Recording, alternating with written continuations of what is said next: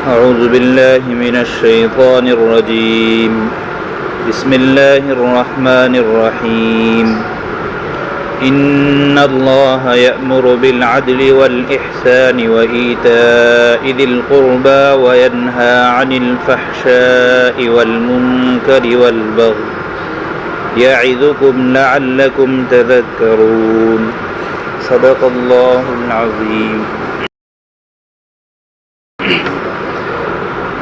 اور بے شک اللہ تبارک و تعالیٰ تمہیں حکم دیتے ہیں انصاف کرنے، احسان کرنے اور رشتہ داروں کو دینے کا، اور اللہ تعالیٰ تمہیں روکتے ہیں برے کاموں سے، ناجائز کاموں سے اور ظلم سے۔ اللہ تعالیٰ تمہیں نصیحت کرتے ہیں تاکہ تم نصیحت پکڑو۔ یہ سورہ نحل کی آیت نمبر 90 ہے، اور یہ وہ آیت ہے جو ہم لوگ سینکڑوں دفعہ سن چکے ہیں۔ جمعہ کے ہر خطبے میں یہ آیت پڑھی جاتی ہے۔ تو آج کے نشست میں انشاءاللہ ہم کوشش کریں گے کہ ہر جمعہ ہم جو آیت سنتے ہیں اس آیت میں اللہ تبارک و تعالیٰ کہنا کیا چاہتے ہیں، تاکہ اس آیت پر ہم عمل کر سکیں۔ یہ وہ آیت ہے جو قرآن کریم کی جامع ترین آیات میں سے ہے۔ علماء نے لکھا ہے کہ اگر پورے قرآن کے بدلے اللہ تبارک و تعالیٰ صرف اسی ایک آیت کو نازل فرما دیتے تو انسانیت کی رہنمائی کے لیے، انسانیت کی ہدایت کے لیے کافی ہو جاتا ہے۔ یعنی ہماری جو ضرورت ہے، روحانی جو ضرورت ہے، وہ اسی ایک آیت سے پوری ہو سکتی تھی اگر اللہ تعالیٰ پورا قرآن نازل نہ کر صرف اتنی ہی ایک آیت نازل کر دیتے۔ اسی وجہ سے مجدد اول جو ہیں حضرت عمر بن عبدالعزیز رحمۃ اللہ علیہ، ان کے زمانے سے لے کر آج تک جمعہ کے خطبے میں یہ آیت پڑھی جاتی ہے۔ مسلمانوں کو بار بار یاد دلایا جاتا ہے کہ بھائی دین اسلام ہے کیا۔ دین اسلام نام ہے 5 چیزوں کے مجموعے کا۔ دین جو ہمارا ہے 5 چیزوں کے مجموعے کا نام ہے، اور وہ 5 چیزیں اس آیت میں اللہ تبارک و تعالیٰ نے بڑے اختصار کے ساتھ جمع فرما دیا ہے۔ 5 چیزیں کیا ہیں؟ نمبر 1 عقائد۔ دین نام ہے 5 چیزوں کا، اس میں سے پہلی چیز ہے عقیدہ، کہ انسان کا عقیدہ ٹھیک ہو، عقیدہ درست ہو۔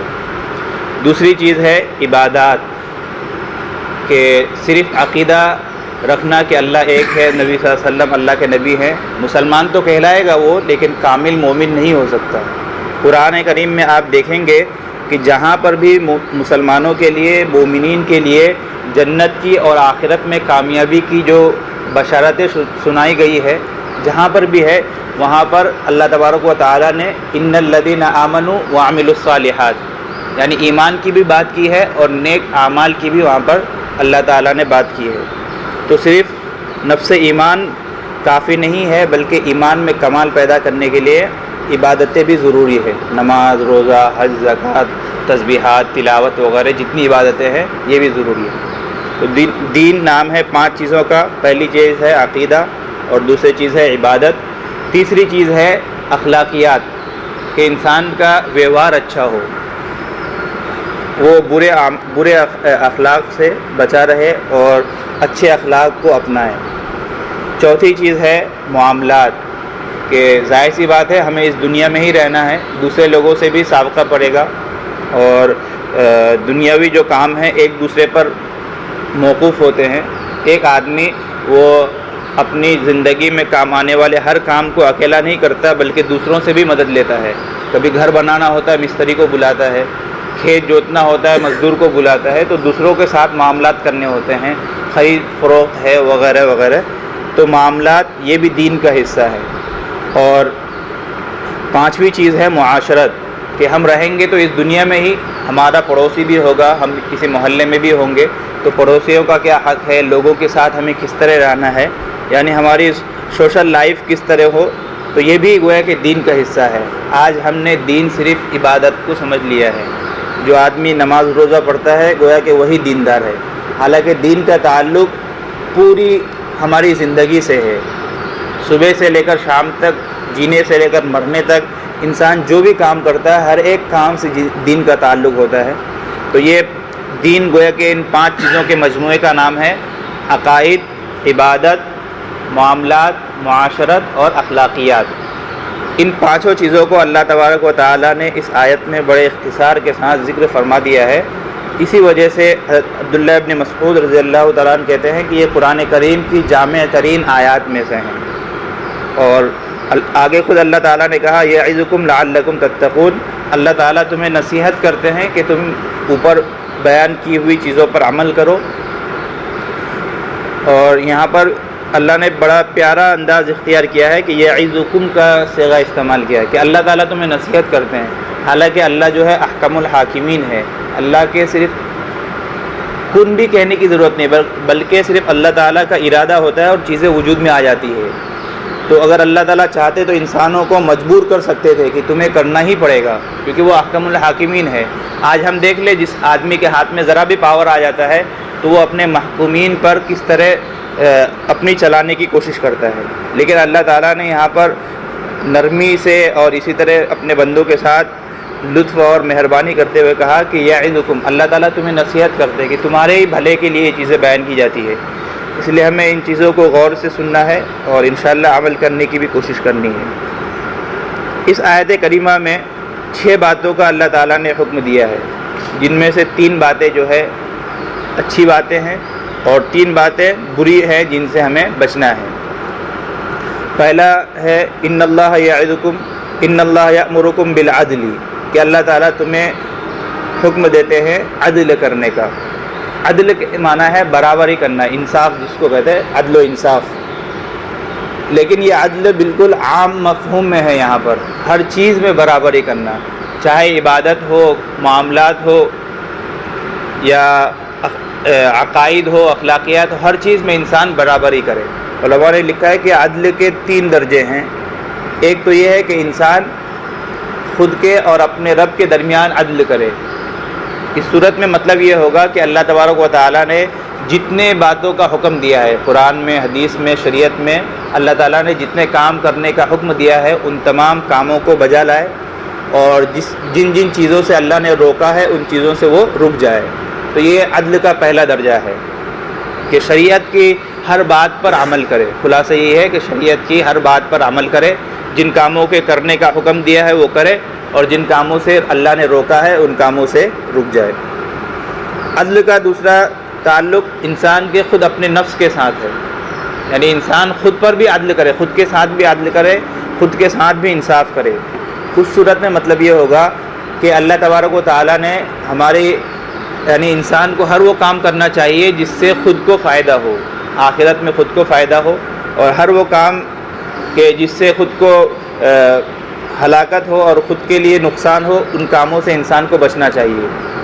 مثال کے طور پر انسان اگر دنیا میں غلط کام کرے گا تو جہنم میں اسے خود ہی جلنا پڑے گا، تو انسان خود پر بھی ترس کھائے کہ ایسا کام نہ کرے کہ جس کی وجہ سے جہنم میں جانا پڑے، یا دنیا میں ہی جسمانی طور پر نقصان ہو۔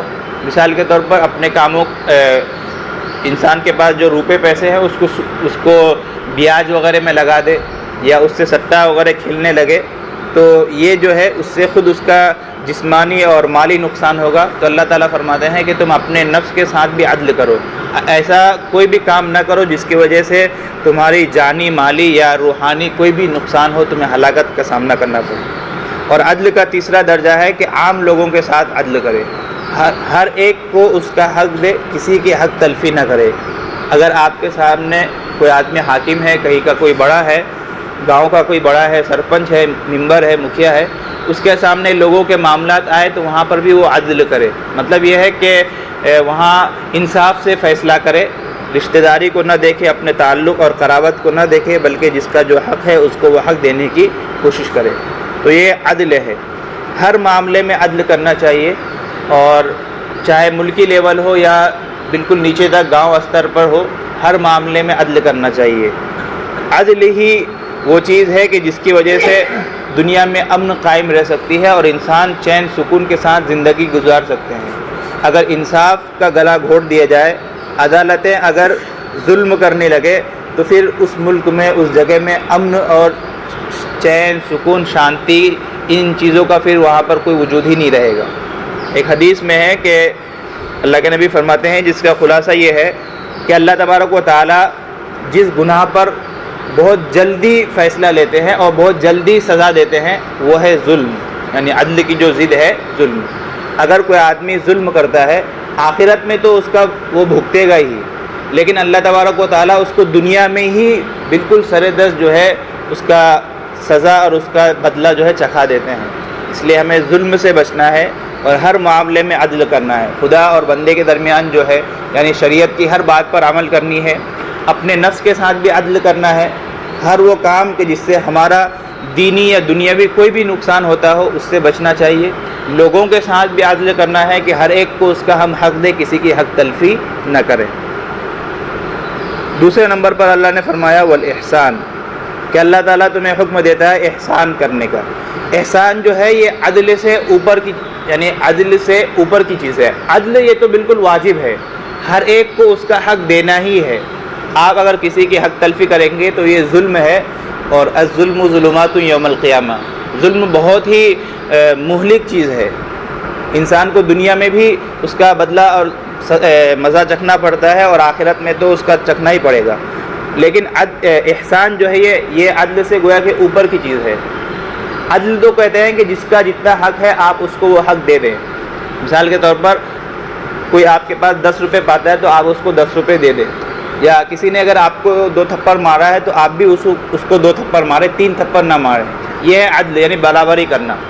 اور احسان یہ اس سے اوپر کی چیز ہے کہ اگر کوئی آپ کو 2 تھپڑ مارے، آپ کو گالی دے تو آپ اس کو معاف کر دیں، اس کو کہتے ہیں احسان۔ عدل تو یہ تو واجب ہے، ہر ایک کو کرنا ہے، اور احسان یہ گویا کہ تبرع ہے اور نفل ہے، یعنی کرے تو بہت اچھی بات، نہ کرے تو وہ آدمی ملامت کا مستحق نہیں ہے۔ لیکن مومن کی شان یہ ہے کہ وہ عفو درگزر سے کام لے، اپنے اندر احسان کی صفت پیدا کرے۔ احسان کے 2 مطلب ہو سکتے ہیں، ایک تو یہ ہے کہ اپنے اعمال میں اور اپنے عقائد میں احسان کرے یا احسان پیدا کرے، یعنی اس میں کمال پیدا کرے۔ انسان جو نماز پڑھتا ہے اس نماز میں خشوع و خضوع پیدا کرے، زکوٰۃ دیتا ہے اس میں اخلاص کے ساتھ دے، غریب کو بالکل حقیر سمجھ کر نہ دے، یعنی جو بھی اعمال ہم کریں اس کو ڈھنگ سے کریں اور شریعت کی بتلائے ہوئے طریقے کے مطابق کریں، اس کو کہتے ہیں احسان۔ اور ایک حدیث میں اللہ کے نبی نے خود فرمایا کہ احسان پیدا کرنے کے 2 درجے اللہ کے نبی نے فرمایا کہ ان تعبد اللہ کأنک تراہ۔ احسان کا پہلا درجہ یہ ہے کہ انسان جو بھی عبادت کرے اس وقت یہ تصور کرے اور یہ خیال کرے کہ گویا کہ میں اللہ کو دیکھ رہا ہوں۔ جب ہم دنیا میں کوئی کام کرتے ہیں، ہم اپنے بڑوں کے سامنے، یا کوئی آدمی جاب کرتا ہے وہ اپنے باس کے سامنے کام کرتا ہے اور وہ یہ خیال کرے کہ بھائی میرا باس سامنے بیٹھا ہے، تو وہ کام کو اچھے سے کرے گا، ڈھنگ سے کرے گا۔ تو اللہ کے نبی فرماتے ہیں کہ تم اعمال میں احسان یعنی کمال پیدا کرو، اس کے لیے ایک کام تو یہ کرو کہ تصور کرو کہ اللہ تعالیٰ میں اللہ کو دیکھ رہا ہوں۔ پہلا تصور تو یہی ہے کہ میں اللہ کو دیکھ رہا ہوں، اور ظاہر سی بات ہے اس صورت میں انسان اچھے سے کام کرے گا۔ پھر آگے اللہ کے نبی فرماتے ہیں کہ اگر تم سے یہ نہ ہو سکے، یعنی اتنا حضور اور اتنا کمال، اتنی روحانیت تمہارے اندر نہ ہو کہ تم اللہ تعالیٰ کو دیکھنے کا تصور کر سکو، تو کم از کم یہ تو خیال کرو کہ دوسرا درجہ فرمایا کہ یہ خیال کرو کہ اللہ مجھے دیکھ رہا ہے۔ جب اللہ تعالیٰ مجھے دیکھ رہا ہے، اس اعتقاد سے ہم عمل کریں گے تو ظاہر سی بات ہے وہاں ہم کسی اور کو دکھلانے کے لیے وہ کام نہیں کریں گے، اور وہ کام بالکل خشوع و خضوع کے ساتھ اور اطمینان کے ساتھ کریں گے، اس کام میں ہم کمال پیدا کریں گے۔ اسی کا مطلب ہے احسان۔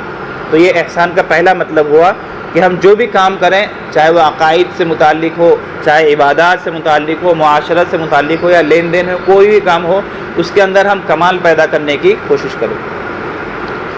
احسان کا دوسرا مطلب ہے کہ حسن سلوک کرنا، یعنی دوسرے لوگوں کے ساتھ اچھا ویوہار کرنا، دوسرے لوگوں کے ساتھ اچھا ویوہار کرنا، اچھے سے پیش آنا، تو یہ احسان کا دوسرا مطلب ہے۔ آگے تیسرا حکم ہے کہ وَإِيتَاءِ ذِي الْقُرْبَى، کہ رشتہ داروں کو دو۔ یہاں پر صرف مطلقاً اللہ نے فرمایا کہ رشتہ داروں کو دو۔ اب کیا دو؟ تو قرآن میں خود دوسری جگہ ہے کہ وَآتِ ذِي الْقُرْبَى حَقَّهُ، کہ رشتہ داروں کو ان کا حق دو۔ رشتہ داروں کا حق کیا ہے؟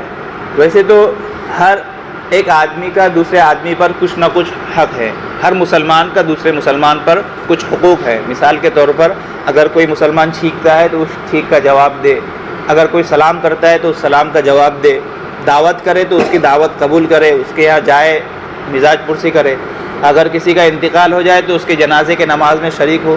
تو مسلمانوں کے ایک دوسرے پر حقوق ہیں، یہ تو عام بات ہے جو احسان میں اور عدل میں آ گیا، لیکن رشتہ داروں کو اللہ تعالیٰ خاص طور پر ذکر کرتے ہیں کہ جن سے تمہارا خونی تعلق ہے، جن سے تمہارا رشتہ داری کا تعلق ہے، ان کا تمہارے اوپر گویا کہ زیادہ حق بنتا ہے، عام لوگوں کے مقابلے میں رشتہ داروں کا زیادہ حق ہے، لہذا رشتہ داروں کے ساتھ حسن سلوک کا معاملہ کرے، احسان کا معاملہ کرے، اور یہ مختلف صورتوں سے ہو سکتا ہے۔ مثال کے طور پر آپ کا رشتہ دار بیمار ہے تو اس کی مزاج پرسی کریں، اگر کوئی غریب ہے، کسی کے پاس روپے پیسے کی کمی ہے تو انہیں روپے پیسے کے ذریعے ان کی مدد کرنے کی کوشش کریں۔ اسلام کا جو تصور ہے، اسلام کا تصور یہ ہے کہ پورا معاشرہ اور پوری سوسائٹی جو ہے مسلمانوں کی مالدار رہے۔ مغربی کلچر جو ہے ان کے یہاں تصور یہ ہے کہ انسان بس خود کماتا رہے، اس لیے نہ ان کے یہاں زکوٰۃ کا حکم ہے، نہ ان کے یہاں کسی اور چیز کا، نفلی صدقات وغیرہ تو ہے ہی نہیں، وہ مال ہی کو ہر کچھ سمجھتے ہیں، جبکہ اسلام کا نظریہ یہ ہے کہ کسی ایک آدمی کا مالدار ہو جانا یہ کمال نہیں ہے، بلکہ پورے معاشرے کا، پورے رشتہ داروں کا، پوری بستی کا مالدار ہونا یہ اصل کمال ہے۔ لہذا اللہ تعالیٰ فرماتے ہیں کہ جس آدمی کے پاس ضرورت سے زیادہ مال ہو تو وہ اپنے رشتہ داروں کا پہلے خیال رکھے، رشتہ داروں کو مالدار کرے، ان کے یہاں 2 وقت کی روٹی بن جائے، اور پھر اس کے بعد پورے محلے اور پورے گاؤں والوں کی۔ ظاہر سی بات ہے جب ہر آدمی اپنے رشتہ دار کا خیال رکھے گا تو گویا کہ ایک خاندان مالدار ہوا، اور خاندان مل کر ہی ایک بستی بنتی ہے، کئی بستیاں مل کر ہی ایک ضلع اور پھر ایک ملک بنتا ہے، تو اس طرح گویا کہ پوری ہماری سوسائٹی ہے اور پورا ملک جو ہے یہ مالدار ہوگا۔ تو اسلام کا تصور یہ ہے کہ صرف ایک آدمی مالدار بنا نہ رہے، بلکہ اس کی پوری فیملی مالدار رہے اور اس کا پورا ملک جو ہے مالدار رہے۔ تو اس لیے اللہ تعالیٰ فرماتے ہیں کہ رشتہ داروں کو ان کا حق دو۔ تو گویا کہ اس آیت میں 3 کام کرنے کا حکم دیا گیا۔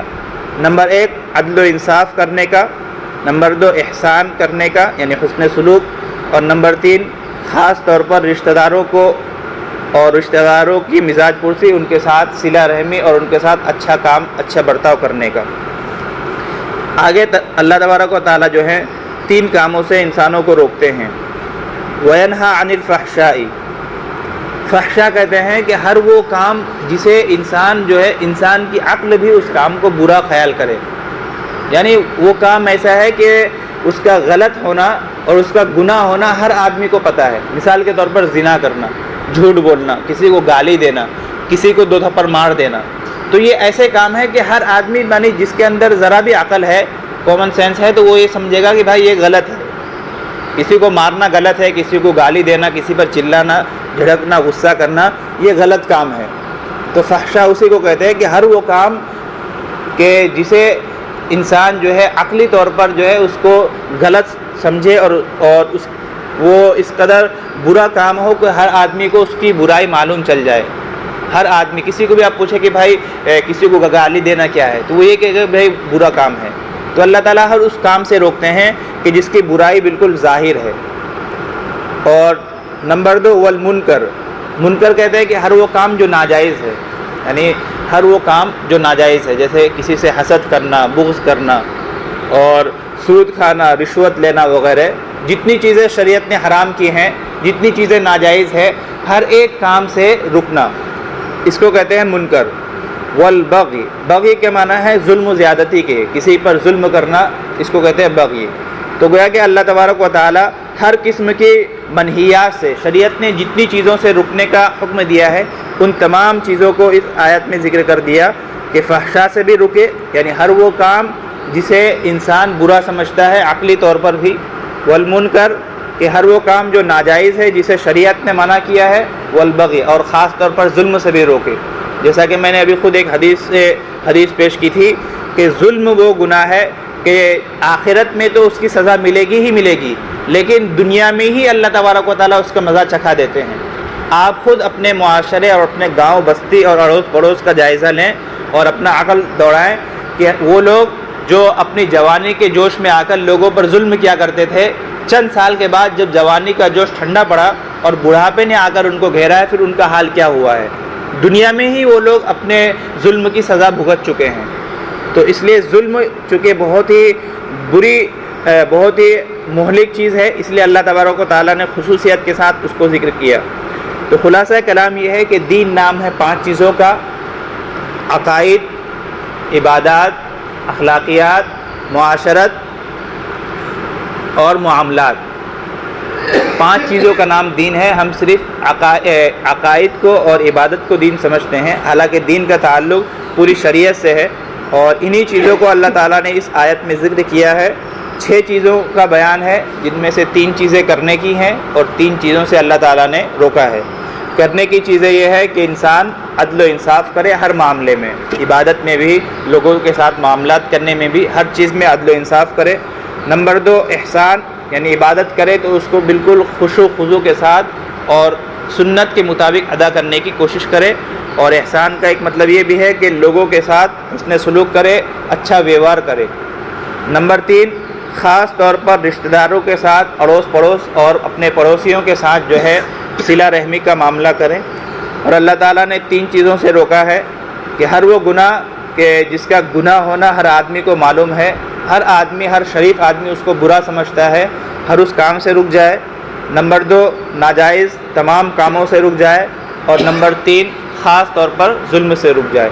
تو اس آیت کریمہ کا یہ خلاصہ ہے جو ہم ہر جمعہ خطبے میں سنتے ہیں۔ امید ہے کہ انشاءاللہ آج کے بعد سے اس آیت پر ہم کما حق ہو عمل کرنے کی کوشش کریں گے۔ یہ آیت جامع ترین آیت ہے، اور دین کا جو خلاصہ ہے اس آیت میں بیان کیا گیا ہے، اسی لیے ہر جمعہ اس کو رکھا گیا ہے کہ انسان بار بار سنے، بار بار اس کو سنے۔ ظاہر سی بات ہے کہ جب چیزیں بار بار سنے گا تو وہ چیزیں یاد ہوگی، اور جب یاد ہوگی تو انسان کے لیے عمل کرنا آسان ہوگا۔ اس لیے جمعہ کے خطبے میں حضرت عمر بن عبدالعزیز رحمۃ اللہ علیہ نے اس کو رکھا ہے۔ عمر بن عبدالعزیز رحمۃ اللہ علیہ یہ بنو امیہ میں سے تھے، یعنی ایک اسلامی بادشاہ تھے۔ یہ جب صحابہ کا دور ختم ہوا، اس کے بعد بادشاہت آئی، تو کچھ بادشاہ اس زمانے میں نفس پرستی کی یعنی مائل ہو گئے تھے، لیکن حضرت عمر بن عبدالعزیز رحمۃ اللہ علیہ یہ جب آئے، اس وقت اسلام کو آئے ہوئے 1 صدی یعنی 100 سال گزر چکا تھا۔ اللہ کے نبی نے ایک حدیث میں خود فرمایا ہے کہ جب بھی اسلام کو یعنی اسلام بگڑے گا، اپنی اصل شکل سے دوسری جانب ہٹے گا، تو اللہ تبارک و تعالی ہر 100 سال پر ایک مجدد کو بھیجیں گے۔ اب چونکہ نبی نہیں آ سکتے، پہلے شریعتوں میں ایسا ہوتا تھا کہ جب اگر اس شریعت کا اور اس دین کے کسی حکم کو لوگ بدل دیتے تھے، تو پھر بعد میں نبی آ کر اس کو کیا کرتے تھے کہ اصل حقیقت پر لے آتے تھے۔ نبی آ کر بتلاتے تھے کہ بھائی اصل دین یہ ہے۔ لیکن چونکہ ہمارے نبی آخری نبی ہے، خاتم النبیین ہیں، آپ کے بعد کوئی اور نبی نہیں آئیں گے، اس لیے اب جو ہے مجددین آئیں گے۔ اللہ کا نبی فرماتے ہیں کہ ہر 100 سال کے بعد مجدد پیدا ہوگا، دین میں جو بگاڑ آ جائے گی اس بگاڑ کو وہ درست کریں گے، نیا دین نہیں لائیں گے بلکہ اس بگاڑ کو درست کریں گے۔ جیسے کہ ہمارے ہندوستان میں اکبر بادشاہ گزرا تھا، اس نے دین اسلام کو بالکل بدل ہی دیا تھا، ایک نیا دین، یعنی ہندوازم اور اسلام دونوں کو ملا کر اس نے ایک نیا دین، دین اکبری۔ اور ہندوستان میں چونکہ وہ بادشاہ تھا تو خدشہ یہ تھا کہ شاید ہندوستان سے اسلام مٹ ہی جائے۔ پھر اس وقت اللہ تعالیٰ نے پنجاب سے حضرت شیخ سرہندی رحمۃ اللہ علیہ کو کھڑا کیا تھا، اور یہ مجدد الف ثانی یعنی 1000 سال پر یہ مجدد بنے تھے، اس لیے ان کو کہا جاتا ہے شیخ مجدد الف ثانی۔ انہوں نے پھر اسلام کو اس ہندوستان میں زندہ کیا تھا۔ اسی طرح جب 100 سال اسلام کے ہوئے تھے تو اس وقت ملوکیت کا زمانہ آ گیا تھا اور دین بگڑنے لگا تھا، تو حضرت عمر بن عبدالعزیز رحمۃ اللہ علیہ کو اللہ تعالیٰ نے اس وقت چنا۔ انہوں نے ہی حدیث کو مدون کیا ہے، حدیث جو ہے اسلام کی دوسری بنیاد، اس کو مدون کیا ہے، اور بڑے نیک دل بادشاہ تھے، لیکن ان کے خاندان والوں نے ہی پھر ان کو زہر دے کر شہید کر دیا تھا۔ 5-6 سال انہوں نے حکومت کی ہے، اور ان کی حکومت کا زمانہ ایسا ہے کہ کہا جاتا ہے کہ یہ حضرت عمر رضی اللہ تعالیٰ عنہ کے خاندان میں سے تھے، اور ان کو عمر ثانی کہا جاتا ہے، اتنا عدل و انصاف کیا کرتے تھے۔ تو حضرت عمر بن عبدالعزیز رحمۃ اللہ علیہ نے اس آیت کو جو ہے خطبے میں شامل کیا ہے، اور یہ دین کے پہلے مجدد ہیں۔ انہوں نے اسی چیزوں کو دیکھ کر کہ یہ دین کا خلاصہ اس آیت میں ہے، تو مسلمانوں کو چاہیے کہ ہر جمعہ اسے سنیں اور اس پر عمل کرنے کی کوشش کریں۔ اللہ تبارک و تعالیٰ سے دعا ہے کہ اللہ تبارک و تعالیٰ ہمیں کہیں سنی باتوں پر عمل کرنے کی توفیق عطا فرمائے۔ وآخر دعوانا الحمدللہ۔